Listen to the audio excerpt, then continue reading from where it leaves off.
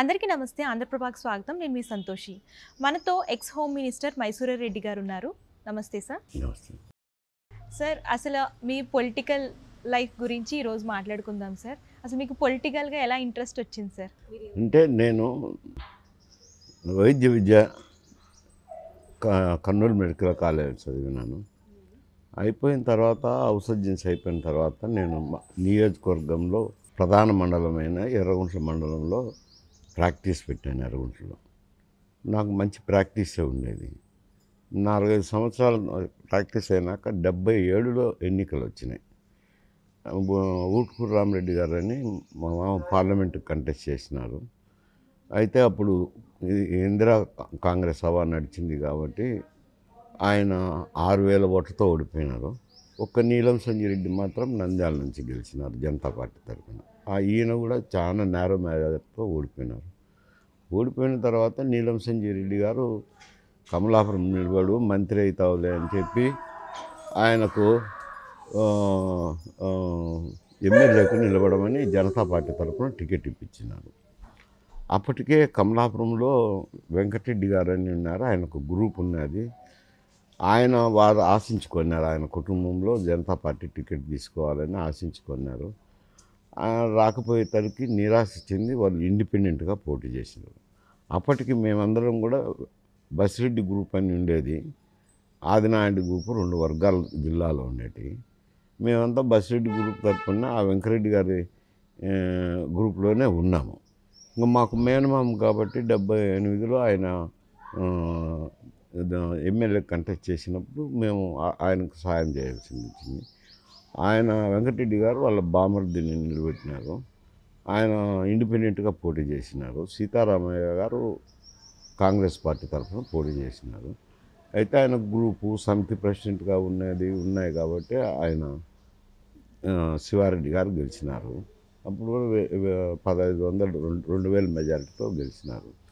ఓడిపోయిన తర్వాత 2 గ్రూపులుగా చీలిపోయినాం. ఈ వెంకటరెడ్డికి వ్యతిరేకమైన గ్రూప్ అంతా నన్ను ప్రముఖంగా మొదలుపెట్టారు. వైద్యుడిగా ఉండడం అయితేనేమి, మా మామగారికి 4-5 గ్రామాల్లో పట్టు ఉండడం వల్ల అయితేనేమి, ఎర్రగుంట్ల మండలంలో పలుకుబడి ఉంది కాబట్టి నన్ను చూడడం మొదలుపెట్టారు. ఇంత లోపల 78లోనే మళ్ళీ పార్లమెంట్ ఎలక్షన్స్ వచ్చినాయి. అదే జనతా పార్టీ ప్రభుత్వం పడిపోయి పార్లమెంట్ ఎలక్షన్. అప్పుడు జనతా పార్టీ తరఫున మూర్తి గారు అని నిలబడినారు. లోక్దళ్ తరఫున బసిరెడ్డి గారి కుమారుడు రఘు గారు లోక్దళ్ తరఫున నిలబడినారు, రఘునాథ్ రెడ్డి గారు. ఈ కందులో రెడ్డి అంటే వెంకటరెడ్డి గారి బామర్ది వియ్యంకుడు, ఆయన కాంగ్రెస్ పార్టీ తరఫున నిలబడినారు. నేచురల్గా వాళ్ళ బంధువు కాబట్టి వాళ్ళు చేసినారు. ఇప్పుడు ఈ గుంపు అంతా ఉన్నది కదా, గ్రూప్ అంతా కలిసి ఏం చేస్తామని కమలాపురంలో సమావేశమైనాము. సమావేశమైనప్పుడు ఉన్నది ఇద్దరే కదా, జనతా పార్టీ తరఫున మూర్తి గారు ఉన్నారు, లోక్దళ్ తరఫున రఘు గారు ఉన్నారు. మరి వీళ్ళిద్దరిలో ఎవరికొకరికి చేస్తేనే మనకు బాగుంటుంది, మనం అందులో చేయలేం కదా, మేమంతా వ్యతిరేకమైన గ్రూపు, మీరు వ్యతిరేకమైనారు కాబట్టి అని ఒక 4 పెద్ద మనుషులను, నన్ను, మా మేనమామ గారు రామరెడ్డి గారితోనూ, ఇంకొక ఆయన ప్యూర్ రెడ్డి గారితోనూ ఆలోచన చేసి డిసైడ్ చేయమన్నారు. డిసైడ్ చేయమంటే మేము కడపకు పోయినాం. కడపకు వెళ్ళినప్పుడు అది ఏదో సాయంకాలం రమ్మన్నారు. ఈ లోపల మేము ప్రతాప్ లాడ్జ్ అని ఇప్పటికీ నాకు గుర్తు, అక్కడ ఒక 35 రూమ్ నెంబర్లో దిగినాం. 36లో కొండాపురం ఎమ్మెల్యే ఉన్నాడు, ఆయన కూడా జనతా పార్టీ తరఫున గెలిచినాడు ఎమ్మెల్యేగా. ఆయనకు కందులో రెడ్డి గారికి ఏదో ప్రాపర్టీకి మైన్స్కి సంబంధించి డిస్ప్యూట్ ఉన్నది, అది పంచాయతీ నడుస్తున్నది. ఏం వచ్చినారని మమ్మల్ని అడిగినారు. ఇట్లా వచ్చినామంటే మధ్యాహ్నం దాన్ని ఏం మాట్లాడలేదు, మధ్యాహ్నం తర్వాత మాట్లాడదామన్నారు. అంత లోపల వాళ్ళ పంచాయతీ ఏదో పరిష్కారం చేసుకొని వచ్చినారు. వచ్చిన తర్వాత కూర్చొని మాట్లాడినాం. మేము కూడా కలిసి చేద్దాము, అందరం కలిసే చేద్దాము, మేము జనతా పార్టీలో ఉన్నాం, జనతా పార్టీ చేస్తే బాగుంటుంది, మూర్తి గారు కదా ఒక సామాజిక వర్గానికి సంబంధించిన వ్యక్తి, బాగుంటుంది అని మేము ఆలోచన చేస్తున్నప్పుడు ఆ సమయంలో వాళ్ళు 36 రూమ్లో ఉన్నారు. రా రాజశేఖర రెడ్డి తండ్రి గారు రాజారెడ్డి కూడా అప్పుడే ఆ సమయంలోనే వచ్చారు. వచ్చి ఆయనకు 37 రూమిచ్చారు. హ్మ్. ఆయన ఏమి మీరంతా కమలాపురం వాళ్ళు కొండాపురం వాళ్ళు అంతా ఏం మాట్లాడుతున్నారు అని అంటే, ఇట్లా దీని గురించి మాట్లాడుకుంటున్నాము. మూర్తికి చేయాలన్నా, లోక్దల్కి చేయాలన్నా, జనతా పార్టీ మూర్తికి చేయాలన్నా, లోక్దల్కి చేయాలన్నా అని మాట్లాడుతున్నాము. అంటే మేము కూడా జాయిన్ అవుతాము. అయితే రేపు ఉదయం వరకు మాకు టైం ఇవ్వండి. మా కుమారుడు హైదరాబాద్ మద్రాసులో ఉన్నాడు. కుమారునితో మాట్లాడినాక డిసైడ్ చేస్తాము. రేపు పొద్దున 9 గంటలకు దొరుకుతారని. ఏమంటే అప్పుడు మాదిరి సెల్ ఫోన్లు లేవు కదా. హ్మ్. లోకల్ కాల్ చేయాలా, 9 గంటలకైతే ఖచ్చితంగా దొరుకుతారని. మళ్ళీ 9 గంటలకు జార్జి రెడ్డి గారి ఇంట్లో సమావేశమై ఫోన్ చేసి మాట్లాడితే మేము చేస్తాము, అందరం కలిసే మూర్తి గారికే చేద్దామని నిర్ణయం చేసినారు. ఎందుకంటే ఒక సామాజిక వర్గము, జనతా పార్టీ, జగజ్జీవనం ప్రధానమంత్రిగా ఉండడము, ఎస్సీ ఓట్లు వస్తాయని రకరకాల అంచనాలతో అందరూ జనతా పార్టీకే చేశారు. ఏం రఘునాథ్ రెడ్డికి వ్యతిరేకంగా చేయాలని కాదు, కాకపోతే గట్టి పోటీ ఇస్తారు మూర్తి గారు అయితే అని. కడపలో ఆయనకు స్థానబలం ఉంది కాబట్టి ఆయన చేసుకుంటారు అని చెప్పి ఇదంతా గ్రూప్ తయారైంది, ఒక గ్రూప్గా. అదే కందులో రెడ్డికి ఒక గ్రూపు, ఈ గ్రూప్కు రాజశేఖర రెడ్డి నాయకునిగా పెట్టుకున్నాం. హ్మ్. అంటే మా ముగ్గురాల గనులు ఉన్నాయి కాబట్టి డబ్బులు ఉన్నాయని వాళ్ళిద్దరూ జిల్లా పరిషత్కు ఏదో మాట్లాడుకున్నారు కాబట్టి అట్లా గ్రూప్ అయినారులేండి. అప్పుడు అందరూ మూర్తికి చేశాము. ఏదో మూర్తి గారు తక్కువ మెజార్టీతో ఓడిపోయినారు, కందులో రెడ్డి గెలిచినారు. ఆ గ్రూపే మళ్ళా 81లో అంజయ్య గారు సమితి ఎన్నికలు పెట్టారు, డైరెక్ట్ ఎన్నికలప్పుడు. ప్రజలే ఓట్లు వేయాలి. అంతకుముందు సర్పంచ్లు ఎన్నుకుంటారు వాళ్ళు, ప్రజలు ఓట్లు వేయాలి. ప్రజలు ఓట్లు వేసినప్పుడు కమలాపురం విషయం వచ్చేసరికి ఇంకా అందరూ ఎవరున్నారు, నువ్వు నిలబడాల్సిందే అని సీతారామయ్య గారు కాంగ్రెస్ పార్టీ చేసినారు కదా, ఆయన కూడా కలిసినారు మా గ్రూప్లోనే. అందరూ కలిసి సమితికి మీరే నిలబడాలని ఒత్తిడి చేసినారు. ఇంకా నాకు తప్పని పరిస్థితుల్లో అప్పుడు సమితి ప్రెసిడెంట్కి నిలబడడం, నాకు ప్రత్యర్థిగా వెంకరెడ్డి గారు నిలబడినారు. నాకు 2 ఆకులు గుర్తు వచ్చింది, బాగా గుర్తు. నేను 10,000 మెజార్టీతో గెలిచినాను సమితికి. మంచి మెజారిటీ, 3 మండలాలే కదా, 10,000 అంటే మంచి మెజారిటీ రావడంతో నాకు ఆ ప్రాముఖ్యత వచ్చింది. సమితి ప్రెసిడెంట్గా ఉన్నప్పుడే ఈ రామారావు గారు 83లో ముఖ్యమంత్రి అయిన తర్వాత 84లో ఇది తెలుగు గంగకు శంకుస్థాపన చేశారు. శంకుస్థాపన చేసినప్పుడు కడప జిల్లాకు నీళ్లు రాకుండా నేరుగా కుందులో వేసుకొని నెల్లూరు తీసిపోతారనే అనుమానాలు కడప జిల్లాలోనూ కర్నూలు జిల్లాలోనూ వచ్చినాయి. మన జిల్లాల్లో మనకు రావాల్సిన నీళ్ళు మనకు రాకుండా పోతున్నాయని చెప్పి అప్పుడు రమణారెడ్డి గారు రాయలసీమ విమోచన సమితిని పెట్టారు. ఇక్కడ స్థానికంగా కడపలో ఉండే వాళ్ళు కమ్యూనిస్ట్ పార్టీ, రాజగోపాల్ రెడ్డి గారు అని ఉండే మాసం రాజగోపాల్ రెడ్డి గారు, జనతా పార్టీ తరఫున ఎన్సీ వెంగిరెడ్డి గారు, ఈ మూర్తి గారు, వీళ్ళందరూ కలిసి మనం కూడా జిల్లాను బేస్ చేసుకొని ఒక ఉద్యమం మాదిరి చేస్తే తప్పేముంది, ఆయన ఏదో ప్రాంతం అంతా పెట్టుకున్నారు, మనం ఏదో జిల్లాలో చేసుకుందాము అని నేను అనుకున్నారు. సరే, ఆ అఖిలపక్షానికి నన్ను నాయకుడిగా పెట్టుకున్నారు.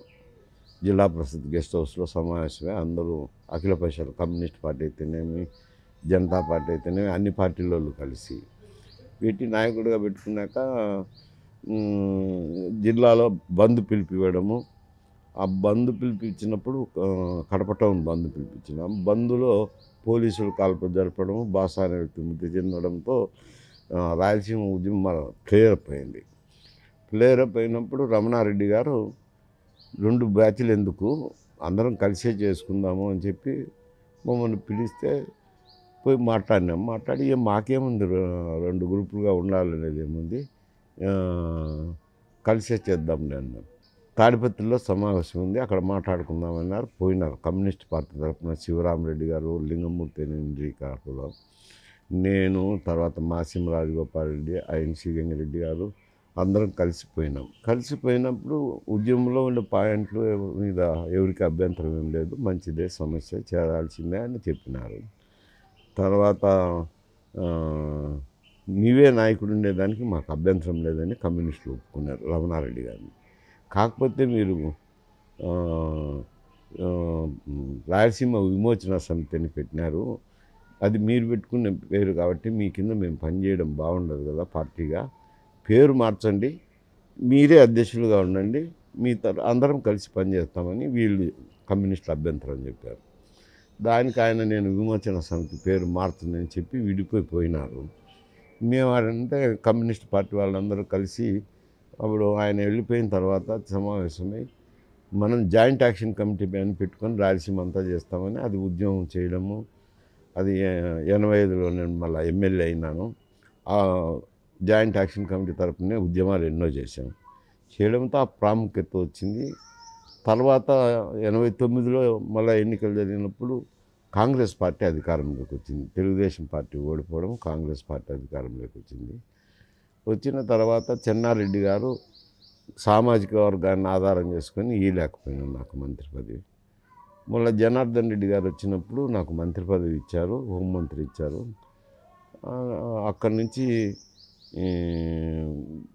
విజయభాస్కర్ రెడ్డి టైంలో కూడా మంత్రిగా ఉన్నాను, హోంమంత్రిగా, ట్రాన్స్పోర్ట్ మంత్రిగా ఉన్నాను. మళ్ళీ 94 ఎన్నికల్లో ఓడిపోవాల్సింది వచ్చింది. అప్పుడు రాజశేఖర్ నాకు వ్యతిరేకం చేశారు, ఒక వర్గంలోనే వ్యతిరేకం చేశారు, కాంగ్రెస్ పార్టీలోనూ ఒక వర్గంలోనే వ్యతిరేకం చేశారు.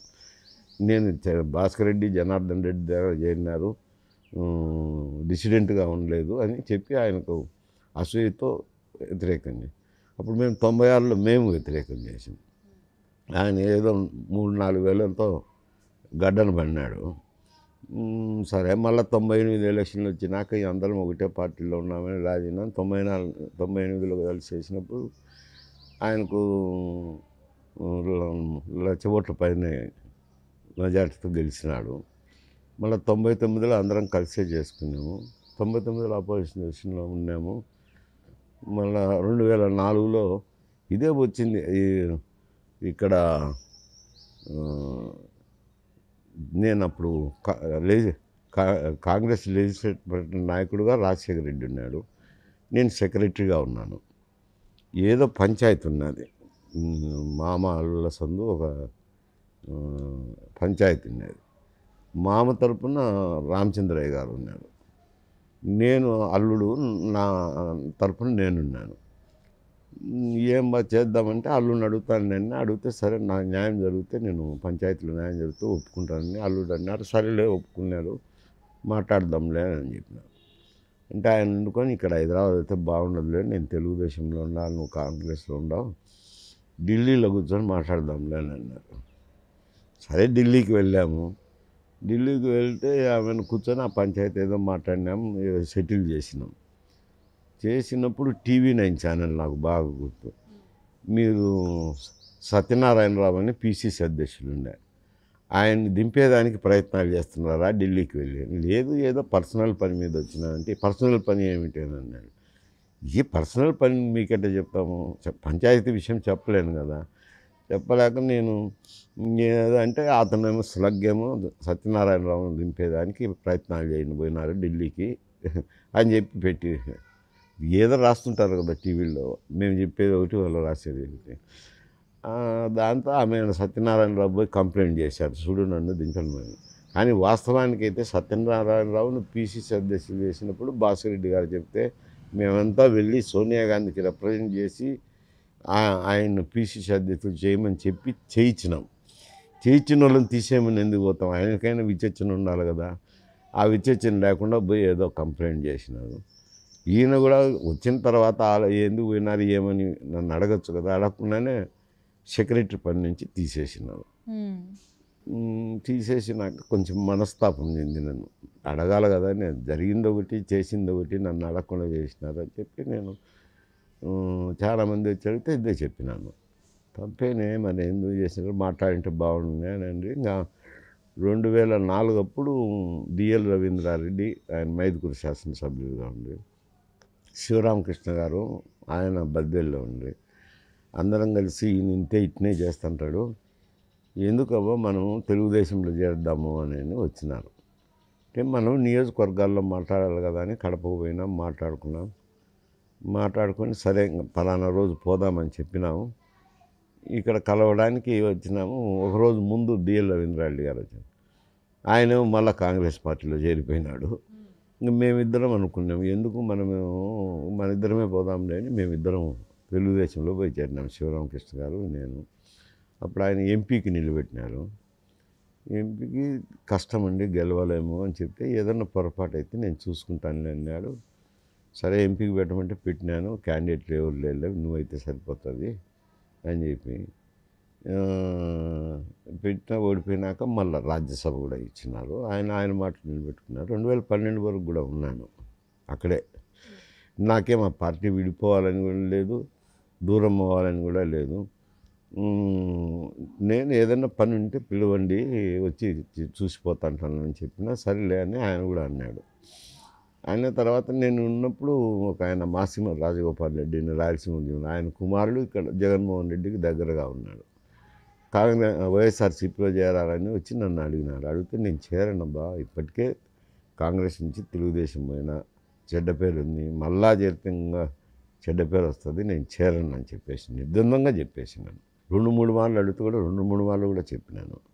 చెప్పినాక ఒక రోజు ఆయన గుంటూరు నుంచి వస్తుంటే కనీసం బ్రేక్ఫాస్ట్కి రాలే, ఏం తప్పేం ఉండేది, బ్రేక్ఫాస్ట్ కన్నా రమ్మను చేరకపోతే అని అంటే బ్రేక్ఫాస్ట్ కని పోయినా. నిజంగానే వాస్తవంగా పోతే ఆమె బ్రేక్ఫాస్ట్లో అడిగినాడు. అంటే లేదులే నేను ఇప్పటికే పార్టీ మారినా బాగుండదు అంటే ఏదన్నా అవసరం పడితే పిలిపిస్తాను వచ్చి మాట్లాడి అటువంటిది ఏముందిలే వస్తానే మాట్లాడుతుంది. కానీ బయట ప్రెస్ని పిలిపించడము, నాకు కండువాలు కప్పడము, నాకు ఇష్టం లేకపోయినా నా అభిప్రాయం లేకపోయినా నన్ను వైఎస్ఆర్సీపీలో చేర్చినారు. కానీ ఆయన చంద్రబాబు నాయుడు పిలిచి అడిగింటే చెప్పింది నేను, ఇట్లా జరిగిందండి పొరపాటే, ఇట్లా పిలిస్తే పోయినాను బ్రేక్ఫాస్ట్ కానీ వాళ్ళు ఇట్లా చేసినారు, మరి ఏం చేస్తాను నేను చెప్పు, కాదని లేను కదా అని ఏదో చెప్పుకొని ఆయన సస్పెండ్ చేసినాడు. సస్పెండ్ చేసేసరికి ఇంకా నేను విధాయకం లేక అట్నే ఎందుకు రా అని వాళ్ళు సుబ్బారెడ్డి గారు, రామకృష్ణారెడ్డి గారు వీళ్ళంతా నాకు తెలిసిందే కదా, రోజు ఇంకా పార్టీ ఆఫీస్కి అట్నే పోతా ఉంటుంది. ఓ 3-4 సంవత్సరాలు పనిచేసినాక ఇంకా నాకు ఏదో ఆయన వచ్చా బయటకు వచ్చినాక ఏంటి అని నేను వచ్చేసినాను. అప్పటి నుంచి ఎక్కడా పోలేదు. సార్ మీరు అప్పటి పాలిటిక్స్ చూశారు, ఇప్పటి పాలిటిక్స్ కూడా చూస్తున్నారు. అప్పటికి ఇప్పటికి ఏమైనా డిఫరెన్స్ తెలుస్తుందా సార్? అప్పుడు పాలిటిక్స్ ఎలా ఉండేవి? అప్పుడు నైతిక విలువలు పాటించే వాళ్ళము. అంటే ప్రజల్లో ఏదన్నా చెడ్డ పేరు వచ్చిందనుకో భయపడేవాళ్ళం. ఈ పని చేస్తే చెడ్డ పేరు వస్తుందని భయపడేవాళ్ళము. నిబద్ధతగా ఉండేవాళ్ళము. ఏదో గ్రామాలు తిరగటము, గ్రామాల్లో వాళ్ళకు గ్రామస్తులకు పనులు అవసరం పడుతుంటాయి. అప్పుడంటే మంచినీళ్ళు బోర్లు లేవు, బోర్లు అయితేనేమి, రోడ్లు అయితేనేమి, ఇటువంటి సౌకర్యం, ఎలక్ట్రిసిటీ అయితేనేమి, స్కూల్ బిల్డింగ్లు అయితేనేమి, స్కూళ్ళు అయితేనేమి, ఇటువంటి సౌకర్యాలు తక్కువ ఉన్నాయి అప్పటికి. అవన్నీ ఏదో అడుగుతుండేవాళ్ళు, చేసి పెడుతుండేవాళ్ళము. ఇప్పుడు పరిస్థితులు మారిపోయినాయి. అప్పుడంటే మాకు ఎలక్షన్లో ఏదో కొంత చిన్న మొత్తంలో అయ్యేది, మేము కూడా నిబద్ధతగా పనిచేసేవాళ్ళము. చెడ్డ పేరు తెచ్చుకుంటే కనుక అప్రతిష్ట పాలవుతామని భయపడేవాళ్ళం, నైతికంగా ఉండేవాళ్ళము. ఇప్పుడు ఏమైందంటే ఓట్లకు డబ్బు పంచేది విధానం వచ్చింది. డబ్బు మొన్న ఎలక్షన్లో అయితే 80% నియోజకవర్గాల్లో ఆంధ్రప్రదేశ్లో 2,000 రూపాయలు పంచినారు. ఒక్కొక్క ఓటుకు 2,000 రూపాయలు. అంటే కూటమి అభ్యర్థులు పంచినారు, వైఎస్ఆర్సీపీ అభ్యర్థులు పంచినారు. తర్వాత వాళ్ళ ఇష్ట ప్రకారం ఓట్లు వేసుకున్నారు అనుకోండి, ఇద్దరి దగ్గర తీసుకున్నారు. ఇప్పుడు ఏమవుతుంది, ఎమ్మెల్యేలు కోట్లలో ఖర్చు అవుతుంది కాబట్టి వచ్చిన వాళ్ళ నుంచి వాళ్ళు ప్రాకులాడడం మొదలుపెట్టినారు. అది తేడాలు అంతే, అంతకు మించి వేరేం లేదు. ప్రజలకు కూడా ప్రశ్నించే నైతిక హక్కు వాళ్ళు కోల్పోయినారు. అది తేడా ఉండేదంతా. Okay sir, thank you.